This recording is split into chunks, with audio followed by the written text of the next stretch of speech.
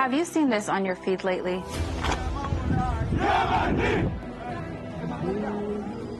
Maybe you scrolled by videos of huge crowds dressed in black beating their chests and wondered, why are these people doing that? Is this some radical movement? Well, let's break that down together. You must have seen these images in Dearborn and these scary headlines. Videos of Ashura commemorations labeled as violent jihadist movements in America.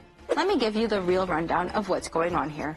Every Muharram, commemorations are held around the world, including right here in the United States. These processions are peaceful religious observances mourning the martyrdom of Imam Hussein, the Prophet's grandson, who stood against tyranny and injustice. The rituals honor the events of Karbala in 680 CE, when a small group resisted an unjust ruler and his army. The central message is to stand against oppression and speak truth to power. Values that resonate universally, even in Western ideals. Participants engage in mourning, poetry, and self-reflection.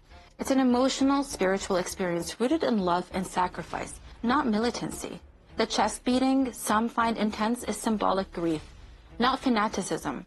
Yet Western media often frames these gatherings with sensationalism, ignoring their depth and peaceful purpose. Influencers exploit social media to post Islamophobic content. One viral post called mourners Islamic supremacists, using fear-mongering buzzwords like Sharia and blasphemy laws. That single post got 1.7 million views. Much of this was fueled by Zionist-funded media like Memory, whose executive director Steven Stalinsky published this in the WSJ journal, calling Dearborn America's jihad capital, pushing the narrative that these gatherings are a security threat. The irony is that the story of Kerbala condemns extremism and tyranny. Imam Hussein's stand inspired countless peaceful movements, from Gandhi's philosophy of resistance to modern-day human rights struggles. While rooted in Shia Islam, the values of sacrifice, justice, and standing up for the oppressed are universal and appreciated by people of many faiths and cultures. As Chaplain Khalid Latif of NYU put it, Kerbala is a Muslim narrative. More accurately, it is a human narrative. Shia Muslims engage this narrative with deep meaning. For those of us who identify as Sunni Muslims, we have a moral and spiritual responsibility to learn about it, not for the sake of polemics, but for the sake of conscience. Sayyidina Hussein did not stand for power, he stood for principle. He knew that silence in the face of tyranny was complicity. Greater awareness of Muharram can break stereotypes and build bridges. The processions are acts of remembrance, focused on sacrifice, dignity, and truth. In fact, they threaten the ideologies of terror. They are also an ode to the power of storytelling. After the massacre of Kerbala, it was Imam Hussein's sister who told the story after her release from captivity. Her voice preserved this history for 1400 years. That's why the cry of Muharram is every day is Ashura and every land is Kerbala. A call to oppose injustice everywhere with moral courage, not violence.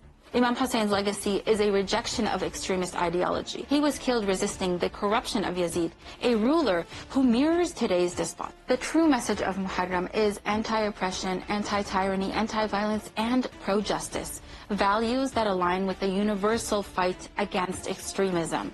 Shia communities are often the first victims of actual extremist violence, attacks by ISIS and Al-Qaeda. Groups rooted in Wahhabi ideology target these commemorations and label them irreligious. From Afghanistan to Nigeria, mourners have been killed simply for participating. It's interesting that the West often smears the oppressed as extremists while aligning with regimes that fund sectarian violence. Extremist groups the West claims to oppose actually despise Imam Hussein's defiance. Instead of supporting true opponents of radicalism, Western policy has long favored regimes spreading violent ideologies, and now those same regimes normalize ties with Israel. Take the Jalani-led regime in Syria. In a striking shift, Washington eased sanctions and restrictions on Syria under Jalani's control, legitimizing a former Al-Qaeda affiliate. Many who are labeled radical for joining Ashura processions are the same people peacefully resisting injustice in Palestine, Kashmir, Lebanon, Iran, and Yemen, voices that are inconvenient, not dangerous. Western media rarely distinguishes between Muslim groups, flattening centuries of diversity into a single harmful stereotype. Those mourning Imam Hussein follow a man who gave his life to defend humanity. While being accused of the very extremism he died fighting. Millions commemorate Hussein's martyrdom every year. In 2024, around 21.48 million pilgrims joined Arba'in in Karbala, one of the world's largest peaceful gatherings. Every year, this number only seems to be increasing. Meanwhile, in the Gulf, Muharram commemorations are regulated or banned outright under Wahhabi frameworks. So the next time you see headlines painting these gatherings as militant threats, just remember this. The true story is one of sacrifice, humanity, and moral resistance.